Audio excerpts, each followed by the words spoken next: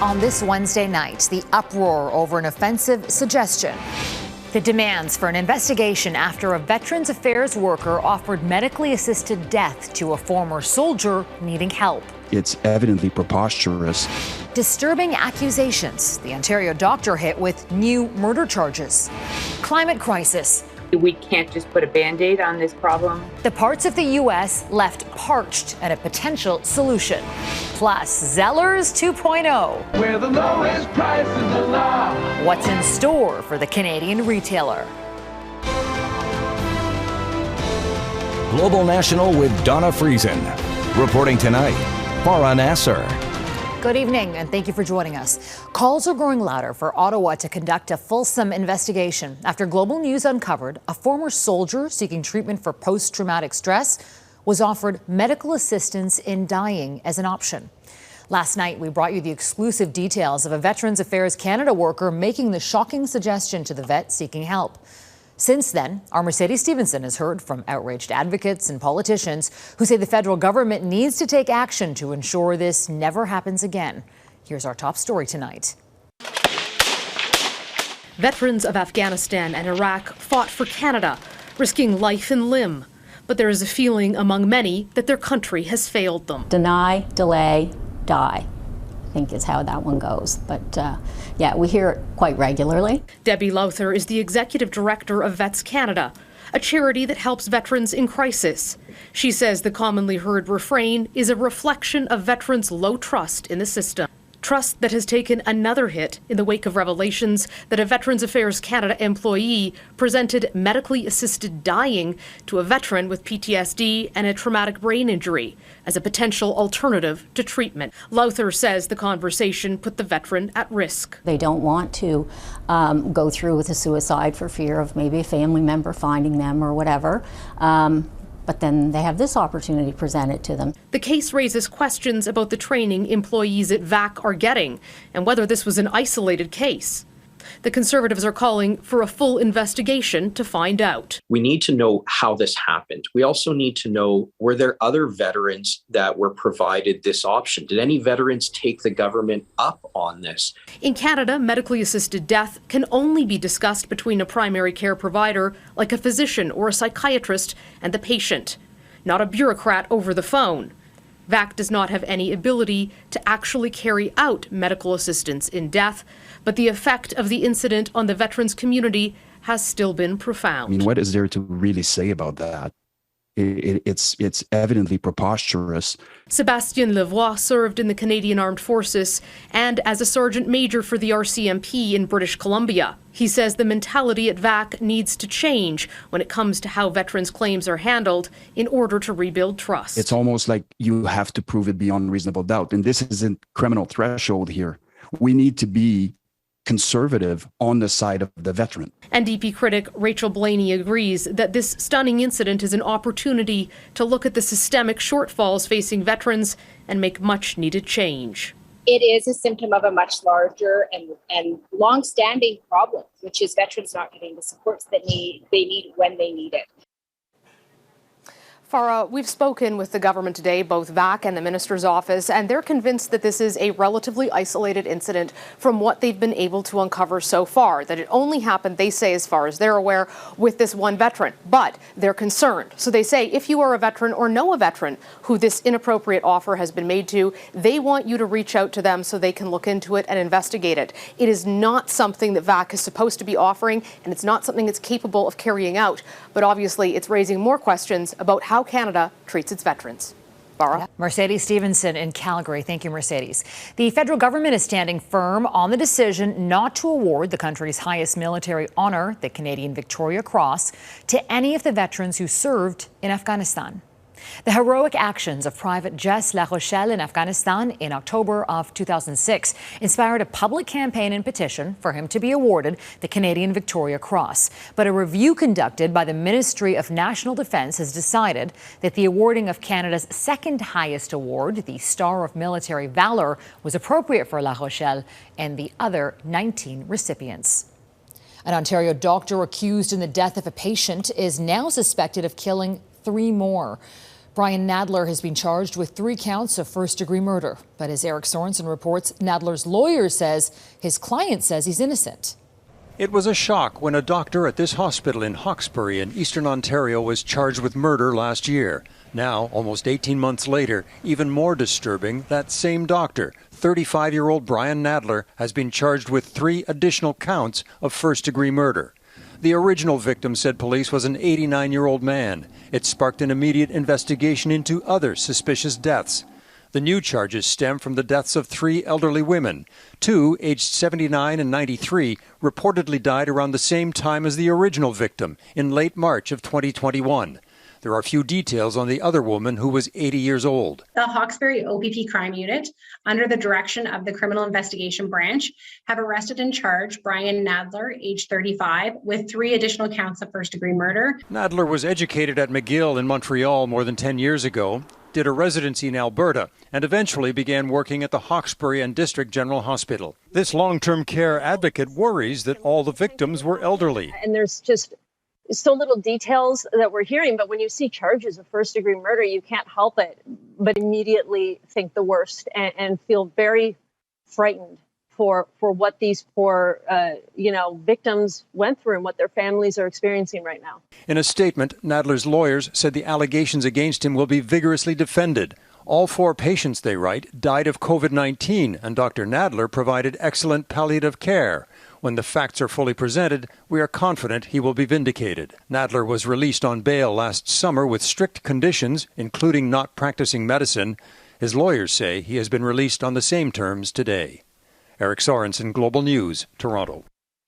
How we speak to each other is changing. New data from Statistics Canada shows Canada's linguistic diversity is growing. English and French are still by far the most common languages spoken by more than 90% of Canadians. But the latest census figures show a record high number of people speak a language other than English or French at home. And roughly 9 million Canadians have a mother tongue that is not one of the 2 official languages. That's a record high since the question was first asked in 1901. Tom Vernon has more on which languages are seeing the largest increase and what's driving the evolution. Every summer, in communities across the country, festivals are held to share and celebrate cultures from around the globe by those who now call Canada home, from traditional dress to food and, of course, languages. The number of Canadians who predominantly speak languages other than English and French at home grew significantly. In 2021, 1 in 4 Canadians had a mother tongue other than English or French, the highest number on record and largely driven by immigration. Of those other languages, Mandarin and Punjabi are spoken at home by the most Canadians, both exceeding 500,000 people. In fact, South Asian languages like Punjabi and Hindi are growing at the fastest rate in the country. The growth rates of the number of speakers of these languages was at least 8 times larger than that of the entire Canadian population. Language carries culture. Gillian Stevens is a professor of sociology at the University of Alberta in Edmonton who studies the diversity of languages in Canada and how people in multilingual communities adapt. Once a community starts to lose its language, it loses the easy ties to historical and even contemporary culture. That isn't an uncommon concern in Canada. The residential school system intended to wipe out Indigenous languages and culture. The effects are still being felt today. The census data does show some potentially promising numbers, though. While the overall number of people reported being able to speak an Indigenous language has gone down, there are signs of a resurgence. Who have an Indigenous language mother tongue and who speak it at home, it's higher among the young people. Which could only add to the growing cultural mosaic that is Canada's voice. Tom Vernon, Global News. And good news tonight for anyone wanting to use their language skills outside of the country. The federal government plans to open up 4 new passport pickup locations in Quebec, Ontario, Alberta, and Prince Edward Island. People submitting applications at those new centres will be able to pick up their passports in 10 business days. Processing backlogs have been plaguing Service Canada for months, leading to lengthy wait times. Liz Cheney once again blasting the Republican personality cult of Donald Trump as she conceded defeat in Tuesday's Wyoming primary vote. We must be very clear-eyed about the threat we face and about what is required to defeat it. I have said since January 6th that I will do whatever it takes to ensure Donald Trump is never again anywhere near the Oval Office, and I mean it. Despite the defeat, Cheney will remain Wyoming's lone congressional delegate until January, and she'll maintain her spot chairing the January 6th committee. Cheney also hinted at a presidential run where she would face off against Trump if, as expected, he announces another run. I'm not going to comment on the grand jury investigation. What do you think their ultimate Until goal I is know here? more about it. Reporters swarmed Rudy Giuliani as he arrived at an Atlanta courthouse today, where he appeared in front of a special grand jury investigating attempts by Donald Trump to overturn his 2020 election loss in Georgia. Giuliani, Trump's former personal attorney, led legal challenges to dispute Joe Biden's win. He repeated baseless claims of election fraud while urging lawmakers to not certify Biden's victory. The former New York mayor has dismissed the investigation, calling it politically motivated. Severe drought conditions are plaguing parts of the United States. Coming up, what Washington could do to alleviate the crisis.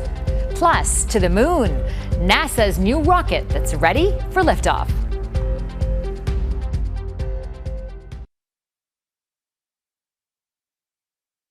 In the U.S. Southwest, drought conditions are threatening the livelihoods of millions of Americans.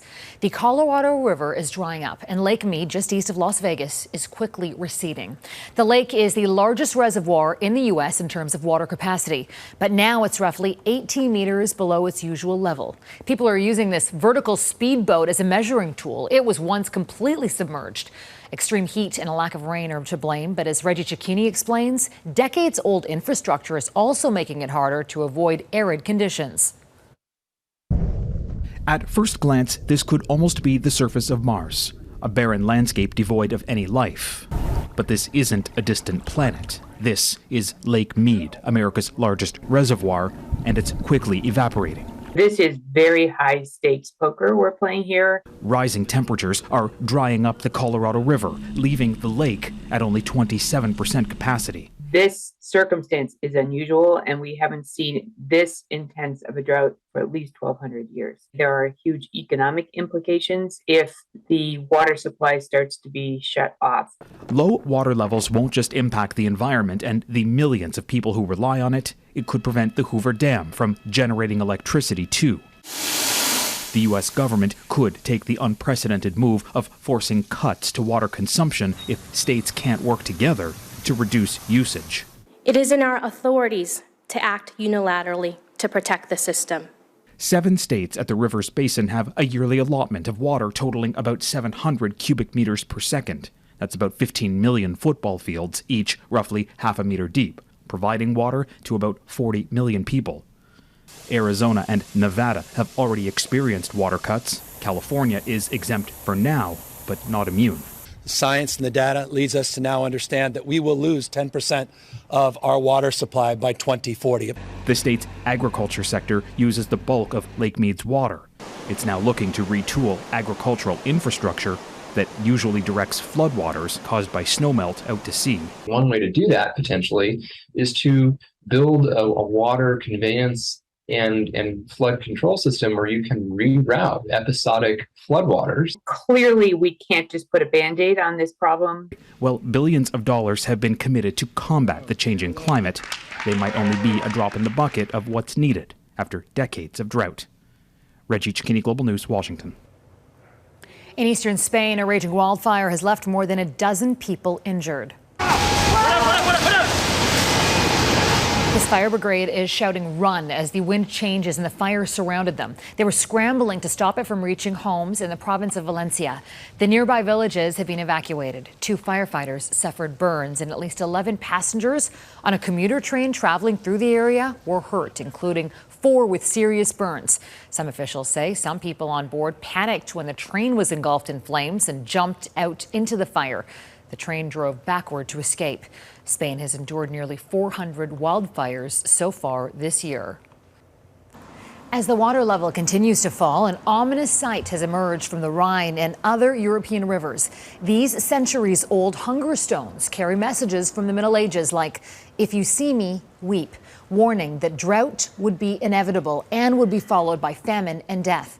In France, the famous Loire River has been reduced to a trickle, impassable even for the region's flat-bottom boats. The river flow is at less than 5% of normal for this time of year. The Loire Valley, known as the Garden of France, has experienced 4 extreme heat waves already this summer, putting its vital food production at extreme risk. The heat wave gripping most of China has now lasted 64 days, making it the longest since record-keeping began. Temperatures topping 40 degrees were recorded around the country today. The heat wave and resulting drop in water levels in rivers and reservoirs has led to power cuts to cities and reduced working hours and even closures at many factories. Crops and livestock are also suffering in this heat.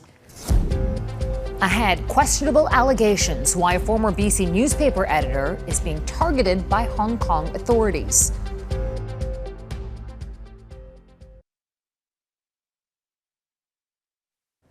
A former BC newspaper editor has been declared an enemy of the state by the government of Hong Kong.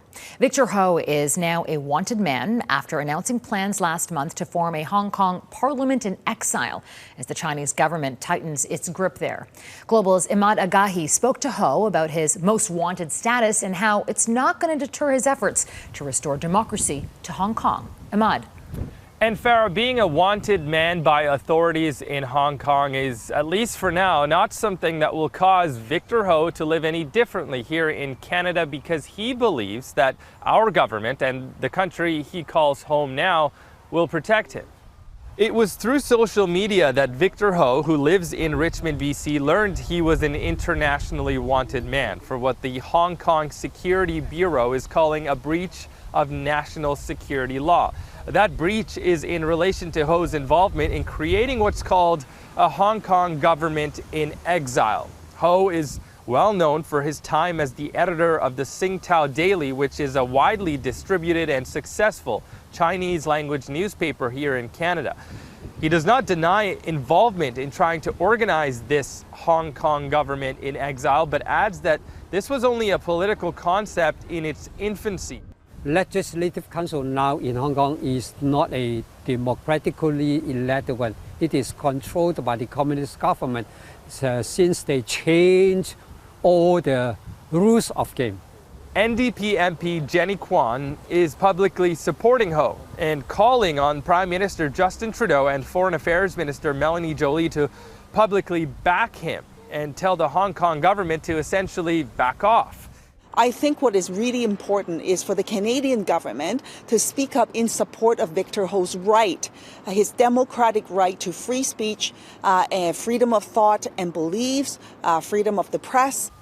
Now, although the official word from the Hong Kong Security Council is that police shall spare no effort in pursuing these cases in order to bring the offenders like Ho to justice, Victor Ho tells me that he has not noticed any change to his day-to-day life. He doesn't suspect that he may be in danger. He is worried about family abroad facing some harassment, and obviously tells me that international travel is not something he's looking to do for the foreseeable future. Farah. Imad Agahi, thank you. Retail resurrection next. How a faded Canadian discount icon is coming back from the grave.